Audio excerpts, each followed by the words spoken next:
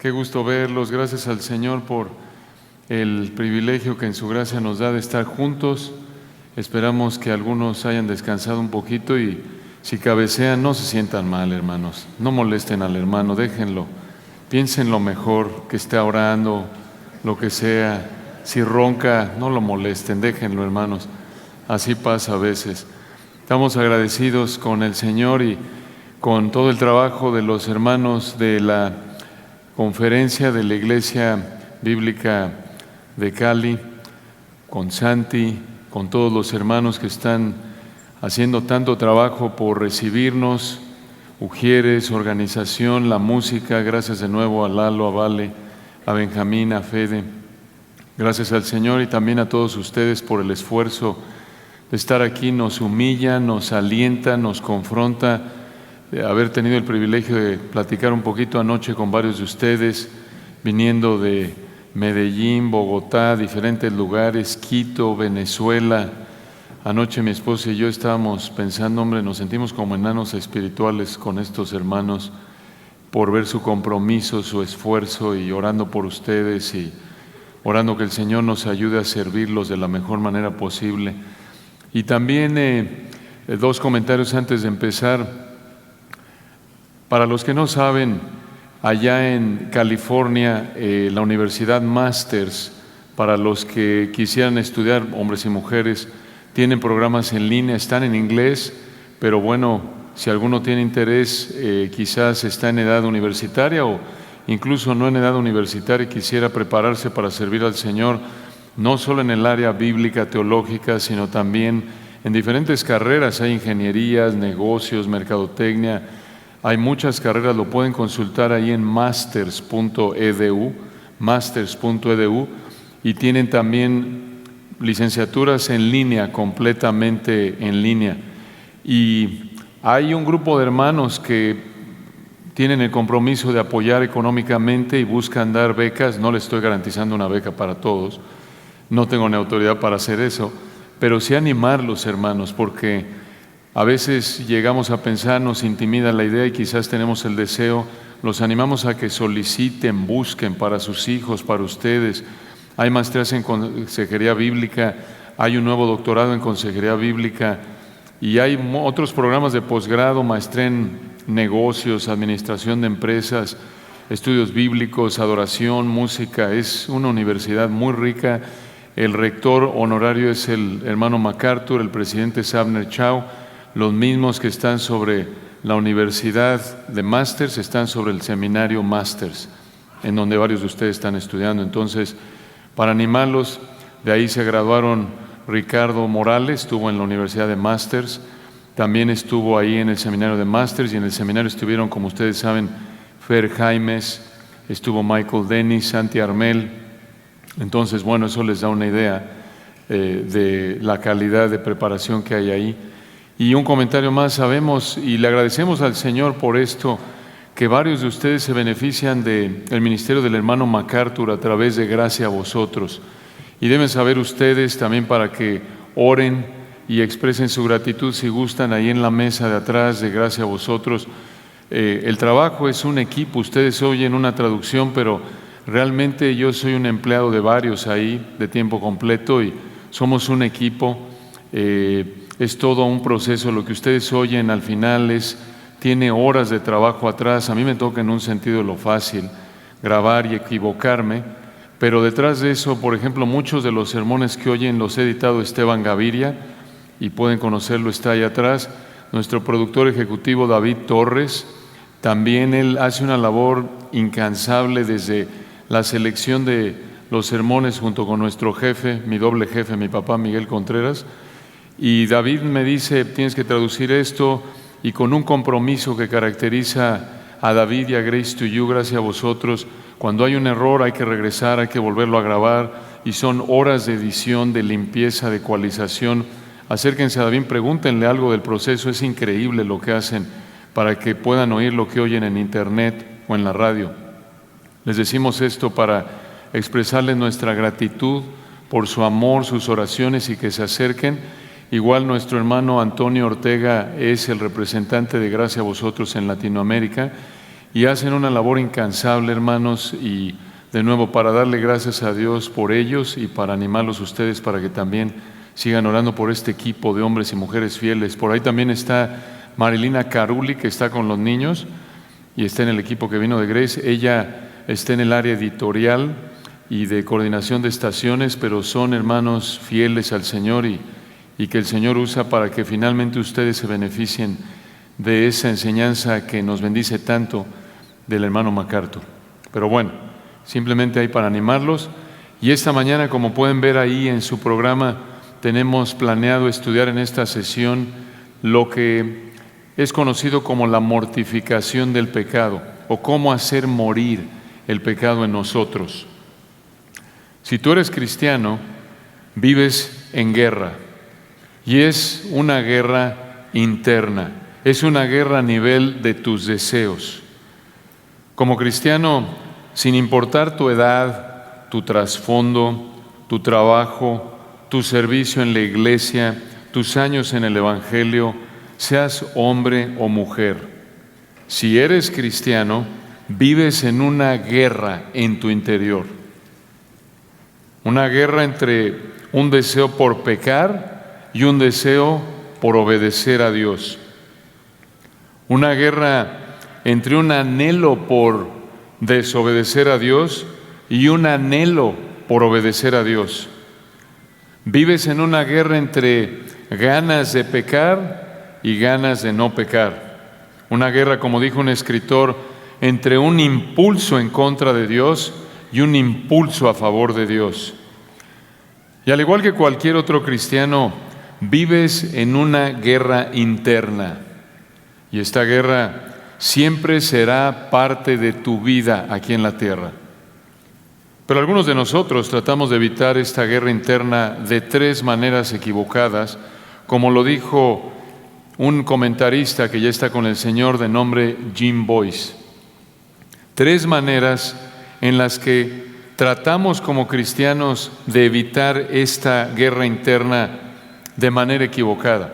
En primer lugar, algunos de nosotros tratamos de evitar esta guerra entre nuestro deseo de pecar y nuestro deseo de obedecer mediante una fórmula. Una fórmula. ¿Qué significa esto? Que buscamos alguna fórmula fácil para ganar esta guerra. Quizás al buscar un buen libro cristiano que nos dé la fórmula para ganar. O quizás al tomar ciertos estudios o pensar que al asistir a conferencias o retiros vamos a encontrar el secreto para dejar de pecar. O quizás al buscar una lista de 3, 4 pasos que nos dé la clave. Y esta fórmula se ven frases equivocadas, aunque conocidas como deja tu carga y deja que Dios lo haga. O quítate del trono y coloca a Jesús ahí. O solo deja que Jesús tome el control. Esta es una manera equivocada de enfrentar esta guerra interna. Una segunda manera en la que algunos de nosotros tratamos de evitar esta guerra entre nuestro deseo de pecar y nuestro deseo de obedecer, una segunda manera equivocada es mediante una experiencia. Mediante una experiencia. ¿Qué significa esto? Algunos buscamos una experiencia espiritual nueva y pensamos que eso nos va a dar la victoria sobre nuestro pecado. Esto es lo que algunos en el pasado llamaron una segunda obra de gracia. Una segunda obra de gracia. ¿Qué significa eso? Que tenías una experiencia espiritual que hacía que pasaras de la derrota a la victoria sobre el pecado de por vida. Y hay otros que piensan en esta misma manera equivocada de tratar de ganar esta guerra interna. Otros piensan que si sienten emociones al cantar, ya van a poder escapar de su guerra interna contra el pecado. Una tercera y última manera en la que con frecuencia tratamos de evitar esta guerra entre nuestro deseo por obedecer y nuestro deseo por desobedecer es evadiendo. Evadiendo. No solo mediante una fórmula, no solo mediante una experiencia, sino también evadiendo. ¿Qué queremos decir con evadiendo? que tratamos de evitar esta guerra al no pensar en ella. Por ejemplo, al distraernos con otras cosas, como entretenimiento o incluso sirviendo en la iglesia. Pensamos que si nos saturamos de actividad y servimos lo más posible en la iglesia, vamos a librar la guerra. Y no pensamos en ella. Y otras maneras que obviamente de manera externa son más escandalosas en términos pecaminosos, podría ser alcohol o drogas para algunos, o el entretenimiento de manera excesiva. Entonces, ¿cómo manda Dios que enfrentes tu guerra interna? Que hagas morir los deseos de la carne. Gálatas 5, 16 al 26 nos dan la respuesta. Gálatas 5, 16 al 26 es el texto que planeamos estudiar en esta mañana. Por la extensión y por el límite del tiempo, no lo vamos a leer en este momento, lo vamos a leer conforme lo vamos explicando a lo largo de nuestro estudio. Aquí en Gálatas 5, 16 al 26 vemos que para enfrentar tu guerra interna necesitas entender tres verdades. Para enfrentar tu guerra interna necesitas entender tres verdades. En primer lugar, el aliado en tu guerra interna. En segundo lugar, el adversario en tu guerra interna. Y en tercer lugar, el arma en tu guerra interna. El aliado, el adversario, el arma. Observen la primera, el aliado en tu guerra interna. El aliado, versículos 16 al 18. ¿Quién es el aliado en tu guerra interna? El Espíritu Santo. Véanlo en Gálatas 5, 16. Digo pues, pues nos lleva de regreso a lo que acaba de decir Pablo. Y la idea es esta, versículo 15, en lugar de estarse atacando, peleando por no amarse, Gálatas 5, 16, digo pues, andad en el Espíritu. Andad es un mandato, esa palabra andad o caminar es un mandato, en el griego significa conduzcan su vida como un hábito, vivan como hábito de conducta, observen de qué manera, en el Espíritu. ¿Qué significa andar en el Espíritu? Te sometes a su control. ¿Cómo te sometes al control del Espíritu? Al ser obediente a las Escrituras. Al ser obediente a las Escrituras. Esto lo vemos en Efesios 5, 18. El pasaje paralelo es Colosenses 3, 16. La palabra de Cristo mora en abundancia en vosotros. Entonces, andar en el Espíritu es otra manera de decir que te sometes a su guía, como dice Gálatas 5, 18. Y esto como hábito en tu vida, como la constante en tu vida. Pero obviamente para hacer esto, el Espíritu tiene que vivir en ti. ¿Cómo pasa esto? Al oír el Evangelio con fe, Gálatas 3:2 nos dice, en otras palabras, cuando creíste para salvación, cuando el Espíritu te dio la capacidad de creer en el Evangelio, el Espíritu empezó a vivir en ti, como dice Efesios 1, 13 y 14. Observen de nuevo el versículo 16. Observen lo que pasa cuando tú como cristiano andas en el Espíritu. Dice Gálatas 5:16, digo pues, andad en el Espíritu, y escuchen esto, y no satisfagáis los deseos de la carne. Esa frase, no satisfagáis los deseos de la carne, a partir del griego es una promesa, no un mandato. La idea del versículo 16 es esta, como lo vemos en una traducción, si andas en el Espíritu, no vas a satisfacer los deseos de la carne.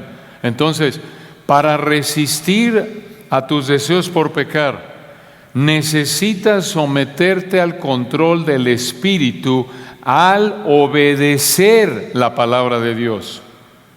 Escucha, tus deseos pecaminosos son tan fuertes en ti, incluso como cristiano, que solo un poder sobrenatural los puede vencer.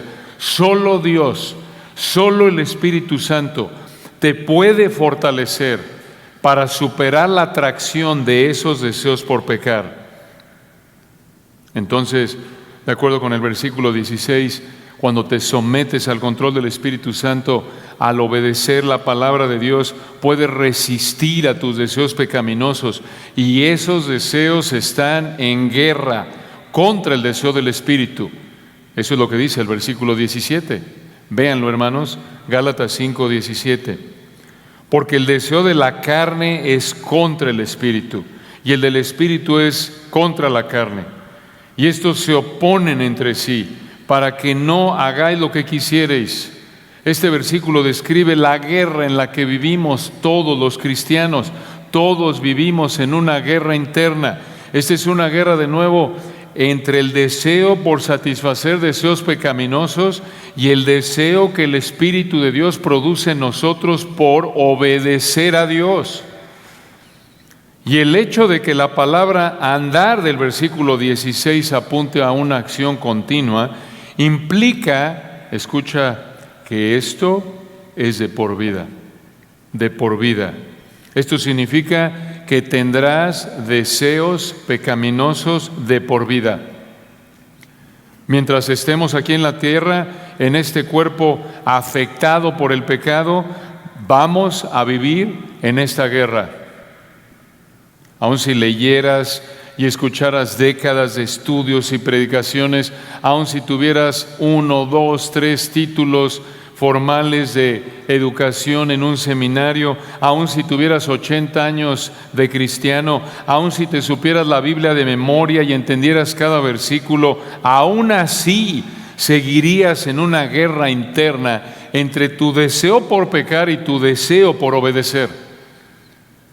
E incluso podrías irte a vivir a un lugar solo, sin comodidades, sin música, sin películas, sin series, sin dispositivos electrónicos, sin ropa de marca, sin comida rica.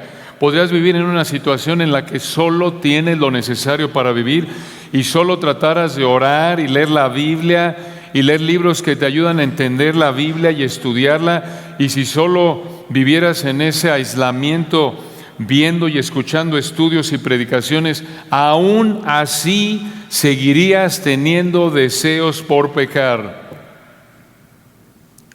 Puedes quitar de tu vida comodidades externas, pero no te puedes quitar el deseo interno por pecar.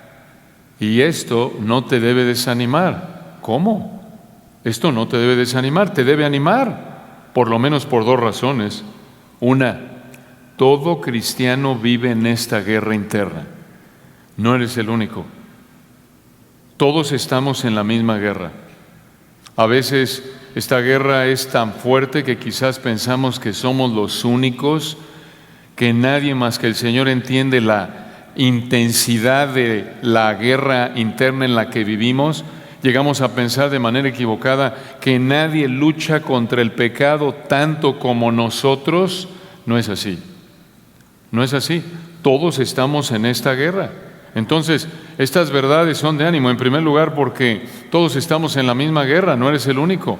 Sí, cada uno es tentado conforme a su propia concupiscencia particular, su deseo particular, sí, pero no os ha sobrevenido ninguna tentación que no sea humana. Esto es común al ser humano. Todos enfrentamos las mismas tentaciones a diferentes niveles de intensidad. Quizás no se manifiestan en todo detalle igual, pero hermanos, todos somos pecadores. No hay justo ni aun uno. Todos somos hombres y mujeres con pasiones semejantes. En segundo lugar, otra razón por la que esto es de ánimo es porque el Espíritu Santo te da el poder. El Espíritu Santo te da el poder para no satisfacer tu deseo por pecar. Y como ya lo explicamos, solo Él nos puede fortalecer para no satisfacer los deseos de la carne. No hay otra manera. Y gracias a Él por su poder, gracias a Él por su presencia en nuestra vida. Esta es la idea, vean, del versículo 18, Gálatas 5, 18. Pero si sois guiados por el Espíritu, no estáis bajo la ley. Esto significa que el Espíritu Santo te da la capacidad de obedecer. Y esto es evidencia de que ya no vives como incrédulo, ya no vives como esclavo de la ley, Ya no vives como esclavo al poder del pecado, tratando de obedecer la ley, pero no pudiendo. Por eso, resistir los deseos pecaminosos al ser guiados por el Espíritu es evidencia de que somos hijos de Dios, como dice Romanos 8:14. Y vamos a ver que los versículos 19 al 21 confirman esto. Entonces, para enfrentar tu guerra interna necesitas entender tres verdades. En primer lugar, el aliado en tu guerra interna, el Espíritu Santo. En segundo lugar, el adversario en tu guerra interna. El adversario en tu guerra interna. Esto lo vemos en Gálatas 5, 19 al 21. El adversario es tu pecado. El aliado es el Espíritu Santo. El adversario es tu pecado. Véanlo en Gálatas 5, 19. Y manifiestas, o a partir del griego, evidentes, visibles, claras, son las obras de la carne, que son, esto es así, se ven los deseos de la carne cuando son satisfechos. Aquí viene una lista de 16 pecados, versículo 19, adulterio. Esta palabra no está en los manuscritos mejores, aunque este pecado esté incluido en la siguiente palabra. Primer pecado, versículo 19, fornicación. Esto es, si realizas cualquier actividad sexual fuera del matrimonio entre un hombre y una mujer, estás pecando al fornicar. Versículo 19 continúa, inmundicia. Se puede traducir impureza. Sí, incluye el pecado sexual, pero se puede aplicar a varias formas de pecado. Por ejemplo, podría incluir el que engañes a alguien para lastimarlo, pero finges que eres su amigo, como lo dice un comentarista. Versículo 19 al final, lascivia. Quiere decir entregarte a excesos sexuales, entregarte a lo que socialmente es inaceptable. Otra obra de la carne, versículo 20, idolatría. Primera palabra ahí se refiere a adoración de ídolos, y la idolatría no solo se manifiesta en alguien que se postra ante una estatua, también la idolatría se manifiesta de otras maneras. Por ejemplo, Colosenses 3:5 muestra que la idolatría es vivir para algo que no es Dios, satisfacer tu deseo antes que satisfacer el deseo del Señor. ¿Cómo se ven algunos de nuestros ídolos? Vivir para tu cuerpo, vivir para una persona, incluso tu cónyuge, vivir para la escuela, darle más importancia al trabajo, al dinero, a la ropa, a la apariencia, a un coche, un celular, vivir para comer, para salir, para viajar, para ver películas o series, incluso vivir para el deporte. Esos son algunos de los ídolos con los que luchamos en la actualidad. Vemos el Antiguo Testamento y vemos a Israel cómo luchaba con la idolatría y decimos, pero no me parece atractivo una estatua. Digo, en la actualidad no vemos una estatua y decimos, oye, agárrame por favor porque tengo la tentación de postrarme ante ese santo, ante esa estatua. Ayúdame, Señor, ayúdame, no quiero postrarme ante esa estatua. No, pero ¿cómo luchamos con otros ídolos? ¿Cómo luchamos contra el materialismo? ¿Cómo luchamos con el deseo de vernos bien? ¿Y cómo alimenta, no que sea pecado las redes sociales? Pero ustedes lo saben, incluso en el mundo hay investigaciones documentadas, seguro las han visto, donde es un problema. Los cirujanos plásticos enfrentan el dilema de que viene la gente y dice, quiero verme así. ¿Cómo se ve allá así usted, señora? Bueno, es que es una foto editada digitalmente y quiero que por favor haga que me vea así. Y los cirujanos plásticos dicen, oiga usted, pero usted tiene 60 años y esa foto parece que tiene 20. Imposible hacer eso, es un dilema. Pero ese es uno de los ídolos de la actualidad, ¿no es cierto? Normalmente en las redes sociales no ponemos fotos donde nos vemos fatales, nos vemos feroces, donde nos vemos y dices, ay, nanita, está feo el asunto.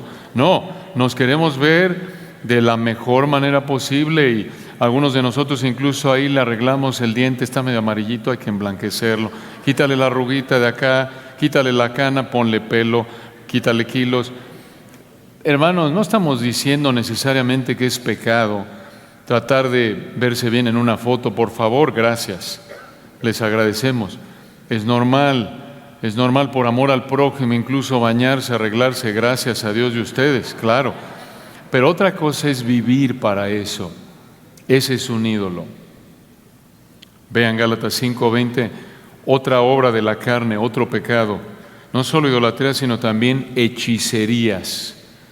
Hechicerías. La palabra griega que traduce aquí hechicerías, de ahí obtenemos farmacia.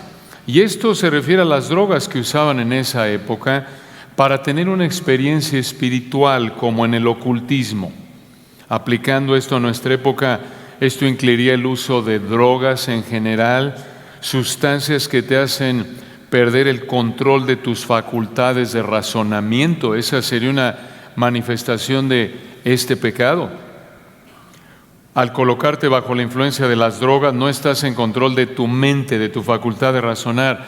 Y Dios quiere que estemos en control de nuestra mente. Por ejemplo, 1 de Pedro 1:13, debemos ser sobrios. Ser sobrio significa estar en control de nuestros pensamientos, controlarnos. De hecho, en el versículo 23, parte del fruto del Espíritu es templanza, que significa controlarnos a nosotros mismos. Pero si te colocas bajo el control de las drogas o el alcohol al emborracharte, no puedes controlar tus pensamientos, no puedes controlar tus deseos, y ni la Escritura ni el Espíritu te controlan. Observen versículo 20, otra obra de la carne, otro pecado, que incluso como cristianos manifestamos cuando no nos sometemos a la palabra de Dios, cuando no nos sometemos, por lo tanto, al control del Espíritu. Versículo 20, y esto es feo, pero es una realidad. Versículo 20, enemistades. Esto lo vemos cuando tenemos sentimientos hostiles hacia otros, tomamos acciones hostiles hacia otra persona. Versículo 20, otra, pleitos. Pleitos. Esto pasa, se refiere cuando discutes y te peleas con alguien porque no están de acuerdo contigo. Esto es horrendo, hermanos, verlo en nuestra familia, aún entre cristianos en la iglesia. Estas son obras de la carne. Y ahí viene otra, hermanos, versículo 20, celos. Celos. Cuando somos celosos, no estamos agradecidos con Dios por todas las bendiciones que nos da, y encima de eso, nos enojamos contra alguien que tiene algo que tú no tienes. Es pecaminoso. Observen otra obra de la carne, versículo 20, iras. Iras. Esto se ve, por ejemplo, cuando te enojas porque alguien hizo algo que no te gustó, quizás le dices algo malo, le grites. Este enojo, como decía Aristóteles, hace que la gente actúe como perro que ladra antes de saber si la persona es amigable o no. Todos hemos visto esos perros que ladran, no importa, no saben si la persona los va a dañar o no, ladran. Esa es la idea de iras. Versículo 20, contiendas. Esta es otra horrenda, hermanos, contiendas. Y de nuevo, hermanos, conforme oímos esto, que el Señor nos ayude a examinarnos. No piensas, sí he visto a Juanita que hace esto. Sí, Manuelito es clásico en esto. No, hermanos, que el Señor nos ayude a tener la humildad de decir, ayúdame, Señor, a identificar esto en mi vida. Perdóname. Contiendas, versículo 20. Esta palabra engloba la actitud y acciones de soberbia, de egoísmo. Esta soberbia, escuchen, que nos lleva a manipular situaciones y personas para alcanzar un beneficio personal. Horrenda actitud, y es aún más feo. Una cosa es feo verlo en un partido político en el mundo, es más feo verlo dentro de la iglesia. A hombres, a mujeres que por soberbia manipulan situaciones y personas para alcanzar un beneficio personal, es una obra de la carne, hermano, no es una virtud. Versículo 20, otra. Disensiones. Disensiones se refiere al estado de estar en una oposición divisiva, de tener grupos. Y la que sigue, versículo 20, herejías. Estos son grupos con ciertas creencias, se refiere esto. Y disensiones y herejías, estos dos pecados, disensiones y herejías, van de la mano. Esto lo podemos ver cuando escoges a ciertas personas como tus amigos y formas tu grupo de amigos, pero menosprecias a los que no son parte de tu grupo. Qué feo es ver esto, hermanos. Esto es como ver a jóvenes de 13 años, 15 años en la escuela. Nosotros dos y tú allá. y hacerlo cuando tenemos 40, 50, 60 años y actuar así en la iglesia? Vamos a estar nosotros tres y los demás no, porque nosotros somos amigos. Nosotros somos claro, lo disfrazamos, somos los espirituales. Porque nuestro grupo se edifica, los de allá no, pero son parte de la misma iglesia. Esto es feo, hermanos. Esto deshonra al Señor y destroza la iglesia. Y más cuando se ve entre líderes, que llega a pasar tristemente entre pastores, entre esposas de pastores. Que el Señor nos ayude a tener la humildad de identificarlo y evitarlo. Destroza la iglesia, deshonra al Señor. No podemos actuar como si tuviéramos 13, 15 años, incrédulos de 13 años. Versículo 21, vean otro, al principio del versículo, envidias.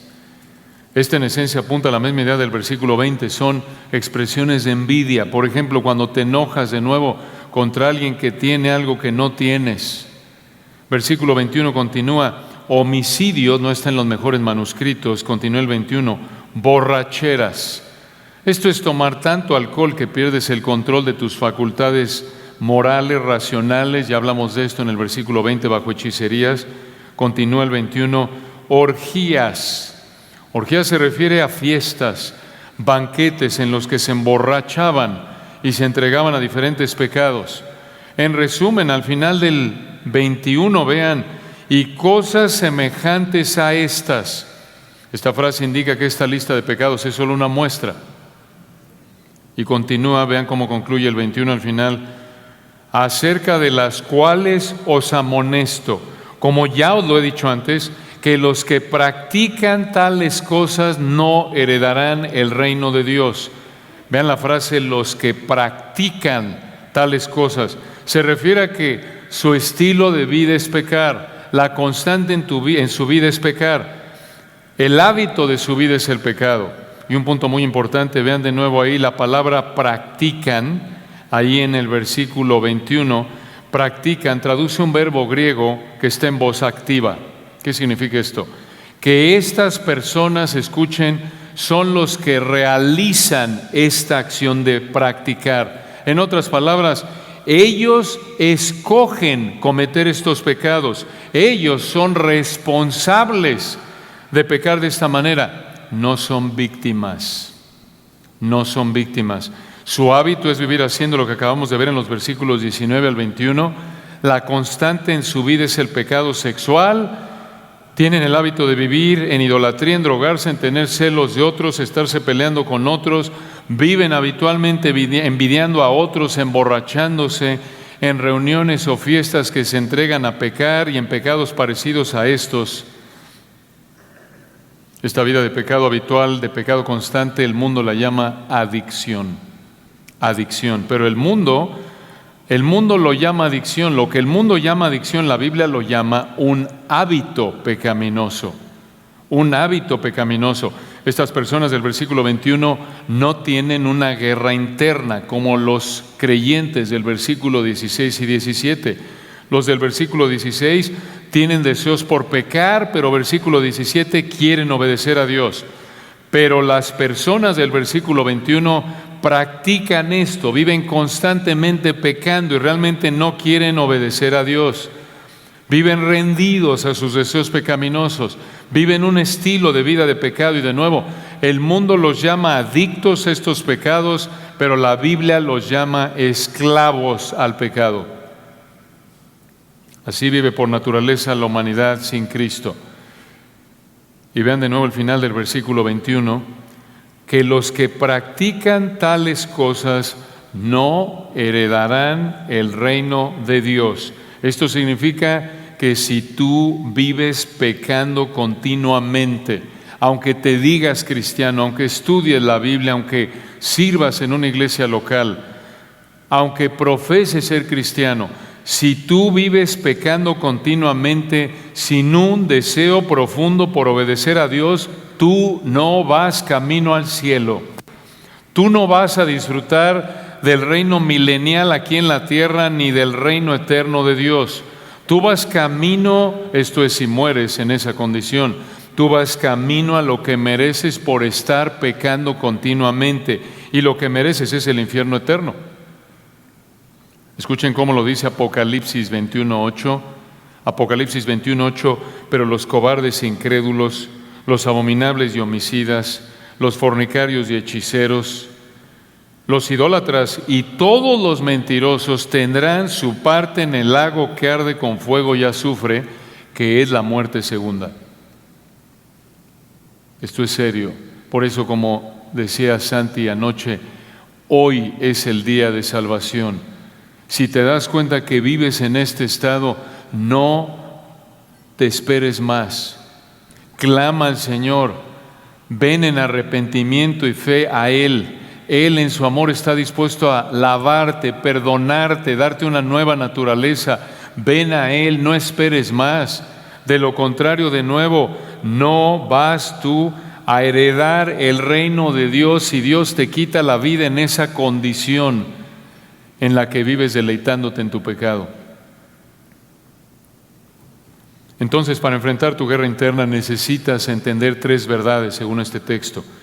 En primer lugar, el aliado en tu guerra interna, el Espíritu Santo. En segundo lugar, el adversario en tu guerra interna, tu pecado. Y finalmente, en tercer lugar, el arma en tu guerra interna. El arma en tu guerra interna. El arma es el fruto del Espíritu. El fruto del Espíritu. Esto lo vemos en Gálatas 5, 22 al 26. Y vean aquí cómo el Espíritu de Dios, a través de Pablo, después de presentar, por así decirlo, el hedor, el mal olor, después del hedor de los pecados de los versículos 19 al 21, aquí viene una brisa fresca del cielo. Versículo 22. Mas el fruto, la idea es aquí el resultado. Esto solo lo produce el Espíritu, esto es sobrenatural. Versículo 22. Mas el fruto del Espíritu es. Observen aquí que el fruto es singular, no frutos, sino fruto, un fruto. Este fruto lo produce el Espíritu y se manifiesta en 9 actitudes. Observen, hermanos, el contraste tan fuerte, la diferencia tan fuerte, tan marcada que vemos en este pasaje. En los versículos 19 al 21 vimos una muestra de los pecados que cometemos de manera natural, automática. Pero en los versículos 22 y 23 vemos actitudes sobrenaturales, actitudes que solo el Espíritu Santo puede producir en un cristiano que anda en el Espíritu. Escucha, estas 9 actitudes de los versículos 22 y 23 no son el fruto de modales humanos. No es el fruto humano de conducta moral que un ser humano puede producir por sí mismo. No es un asunto de lo que alguien podría llamar personalidad, trasfondo, crianza. No, esto, versículo 22, es el fruto del Espíritu. Esto de nuevo es algo que únicamente el Espíritu Santo puede producir en un ser humano al cual Él y solo Él ha hecho nacer de nuevo. Aquí vienen 9 actitudes que produce el Espíritu Santo en el creyente obediente. Esta es una descripción de las actitudes que debemos cultivar conforme somos obedientes como cristianos a la palabra de Dios. Véanlas de manera breve. Versículo 22, la primera, amor. Amor.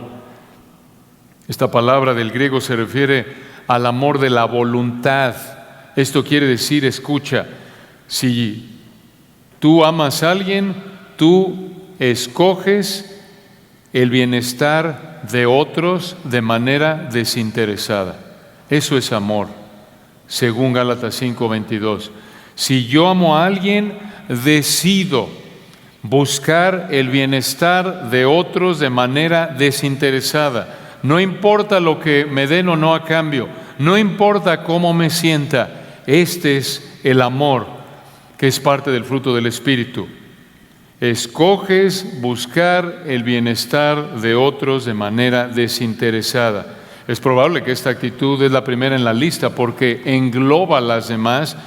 El ejemplo supremo de amor y del resto de las actitudes que caracterizan el resto del fruto del Espíritu es nuestro amado Señor Jesucristo, por supuesto, tal como lo dice Pablo en Efesios 5:2, en ese texto hermoso, Efesios 5:2, y andad en amor como también Cristo nos amó y se entregó a sí mismo por nosotros, ofrenda y sacrificio a Dios en olor fragante. Piensa en esto: amar igual que Cristo nos amó y nos ama, esto es imposible. Imposible para nosotros como seres humanos. Poder amar como Cristo nos amó únicamente es posible si el Espíritu Santo nos da la capacidad. De nuevo, no es algo, este amor no es que veo a alguien que me hace sentir bien y hago algo para quedar bien, para que me dé algo a cambio. No. Si amas, obviamente, si estás buscando, entonces, si estás decidiendo procurar el bienestar de otros de manera desinteresada, no vas a pecar contra ellos. No vas a pecar como lo vemos en los versículos 19 al 21. No vas a estar enojándote contra ellos, no vas a fornicar con ellos, no vas a buscar manipular las situaciones para que puedas obtener un beneficio personal para que te salgas con la tuya. No, si estás pensando en el bienestar de la otra persona, sin importar cómo te afecte a ti, entonces estás amando como el Señor ama por el poder de su Espíritu. De nuevo, sin importar cómo te afecte a ti. Y hermanos, cómo esta actitud revela nuestra pecaminosidad de manera tan clara. Porque hacemos exactamente lo opuesto de manera automática, natural. Tenemos, hermanos, por la gracia de Dios, por el poder del Espíritu, que recordar esto. En cualquier decisión, cualquier situación, toda decisión, a nivel personal, a nivel familiar, a nivel de iglesia, pensar cómo puedo beneficiar a esa persona, cristiano o incrédulo, de manera desinteresada. No importa si pierdo dinero, no importa si me veo mal, si esto agrada a Dios, porque esto es amor, lo hago. Por eso el Señor, recuerdan, los fariseos los condenó ahí en Mateo 5 cuando dijo: si solo saludan a las que los saludan, ¿qué bien hacen? Eso es lo que hace el incrédulo por naturaleza. Si solo eres amable con el que es amable, eso no es amor genuino. Observa en versículo 22 la segunda actitud que es parte del fruto del Espíritu: no solo amor, sino también gozo.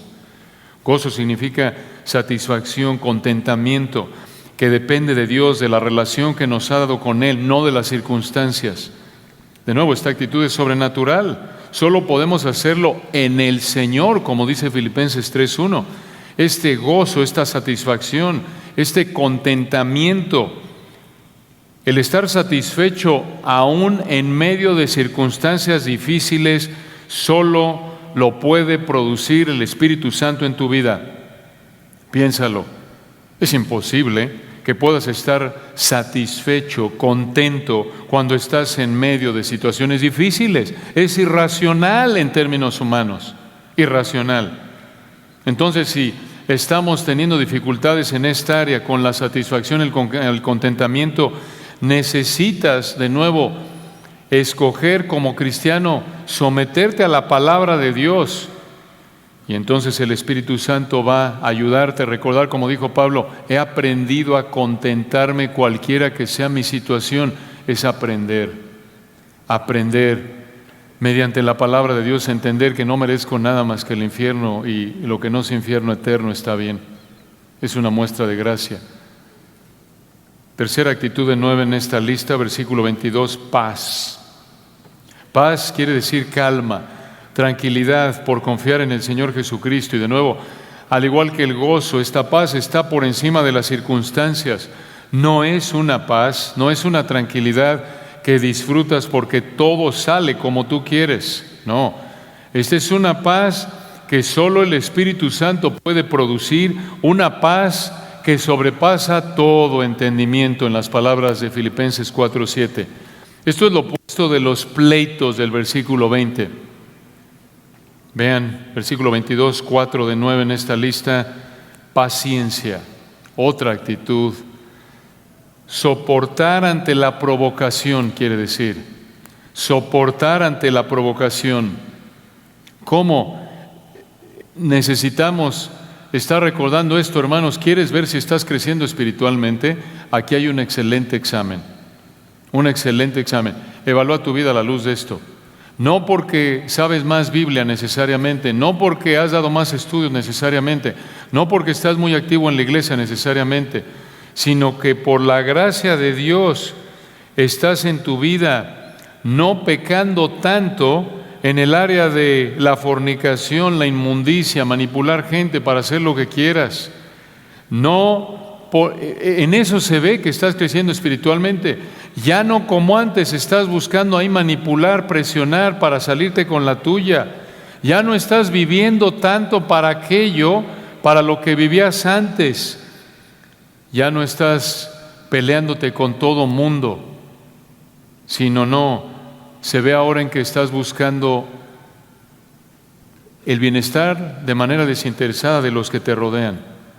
Estás satisfecho con lo que Dios te da, lo que no te da, y muestras paciencia. Como una muestra, obvio. Esto se aplicaría a todo. Todas las actitudes debemos aplicarlas. Pero paciencia, como dijo Calvino, la paciencia hace que no nos ofendamos fácilmente. O como lo dijo otro autor, la paciencia es la capacidad de soportar a otras personas aun cuando no sea fácil, como tu cónyuge, como tu hijo, como ese hermano en la iglesia. Soportar a otras personas cuando no sea fácil. La paciencia hace que no nos ofendamos fácilmente. De nuevo, esto nos confronta, hermanos, porque la inclinación automática que tenemos es hacer exactamente lo opuesto, ofendernos fácilmente. Y si alguien no es fácil de tratar, lo evitamos. Olvídate, yo no tengo que estar tratando con esto. Vean la quinta actitud en 9, versículo 22. Benignidad. Benignidad quiere decir ser amable hacia otros. Tratas con amabilidad a la gente. Tratas de manera benéfica a la gente. Eres útil, le ayudas. De nuevo, hermanos, ¿cómo nos confronta, nos humilla esto? Tendremos a hacer lo opuesto. Versículo 22, sexta actitud en 9, bondad. Bondad se refiere a ser generoso, a estar interesado en el bienestar de otros. Ser generoso, estar interesado en el bienestar de otros. En lugar del egoísmo, el enojo, la manipulación que va de la mano con los otros pecados que vemos en los versículos 19 al 21, simplemente el que manifiesta esta bondad está interesado en el bienestar de otros. Séptima actitud en 9, versículo 22, 7 de 9, fe. Fe quiere decir fiel, digno de confianza. Esta actitud se ve en tu vida cuando, por ejemplo, no engañas a la gente, cumples lo que dices, cumples con tu trabajo, cumples con tus tareas, cumples con tus responsabilidades. Eso manifiesta el fruto del Espíritu.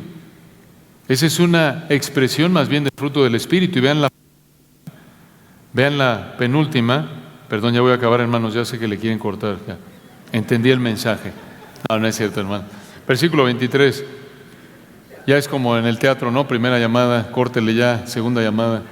Versículo 23. Vean la número 8 de 9. Es broma, hermanos, no es para hacerlo sentir mal. Versículo 23. Mansedumbre. Mansedumbre.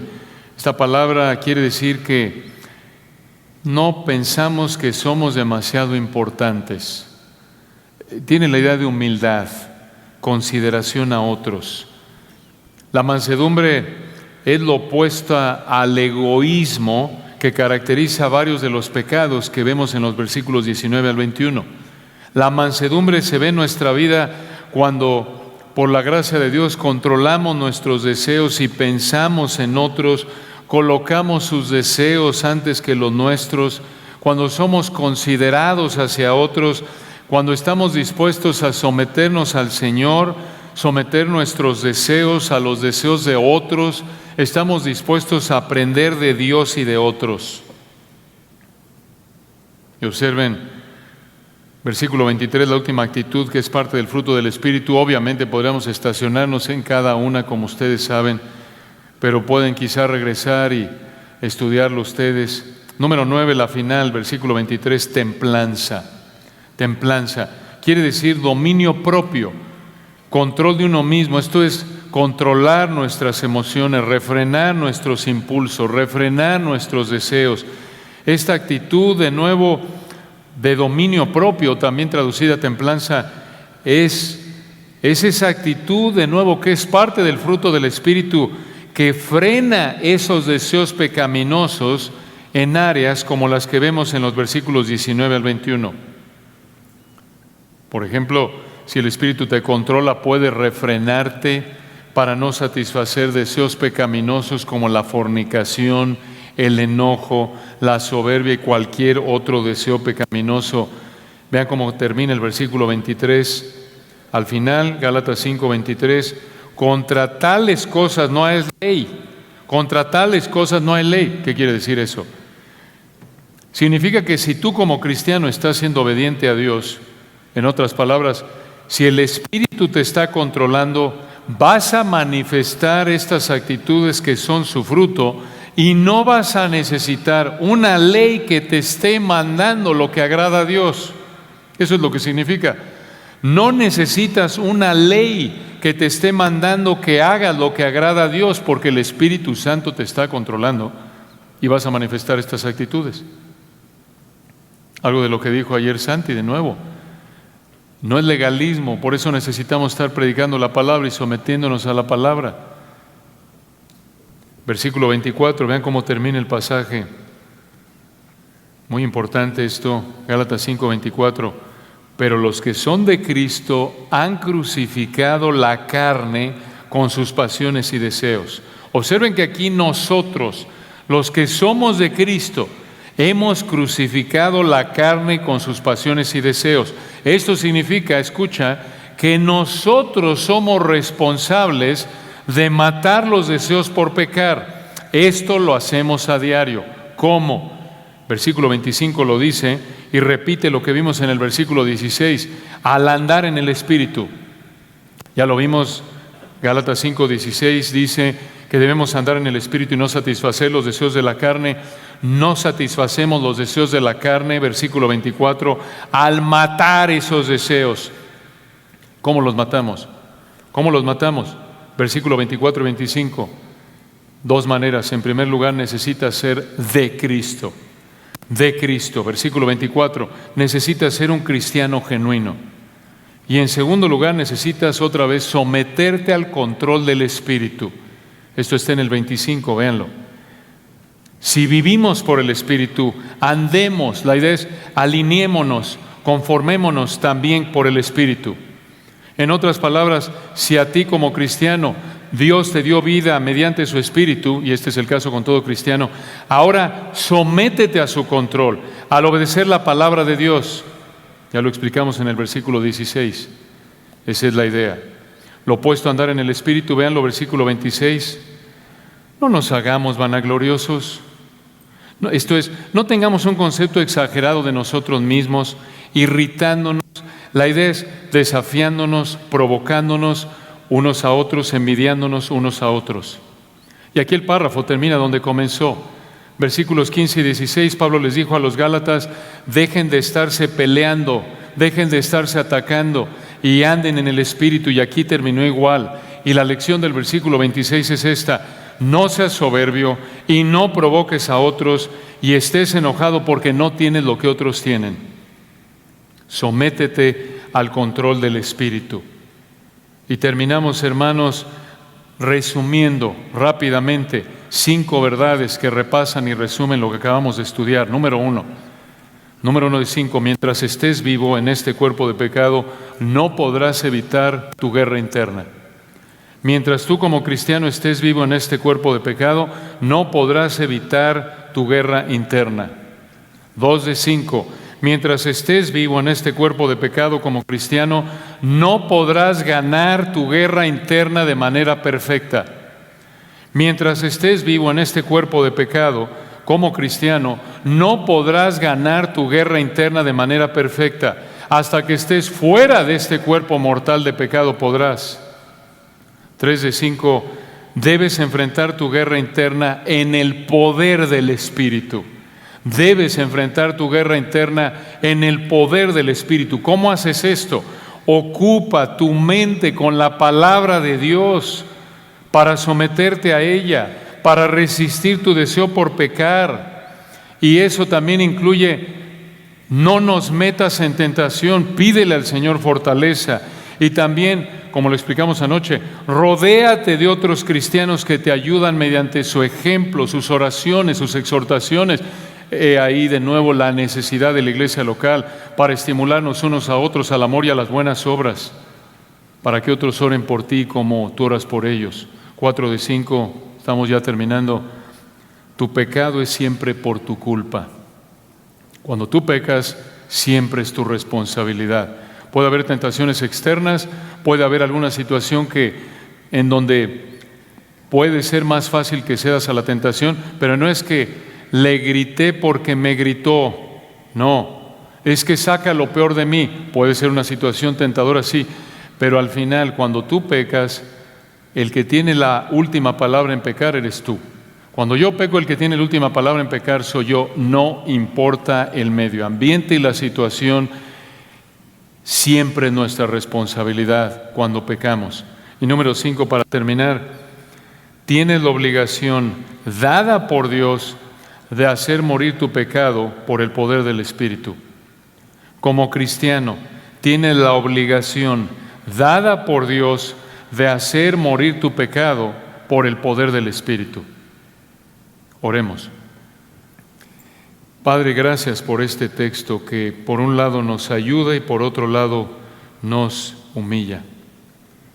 Reconocemos, Señor, que estamos lejos de vivir como debemos, de vivir a la altura de la posición que nos has dado en Cristo.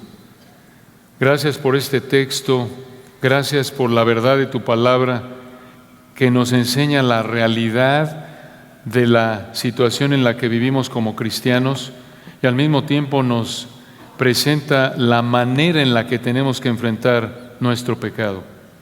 Gracias, Señor, por este texto hermoso. Oramos que nos des el entendimiento para quitarnos ideas no bíblicas de cómo despojarnos, de cómo evitar el pecado y cultivar la santidad. Que también esta verdad nos motive, Señor, a humillarnos, a pensar en nuestro pecado antes que en el de otros. Y por tu gracia concentrarnos en cumplir con nuestra responsabilidad de andar en el Espíritu para no satisfacer los deseos de nuestra carne. Gracias, Señor, por el privilegio que nos diste de abrir tu palabra en este texto para tu gloria. Amén.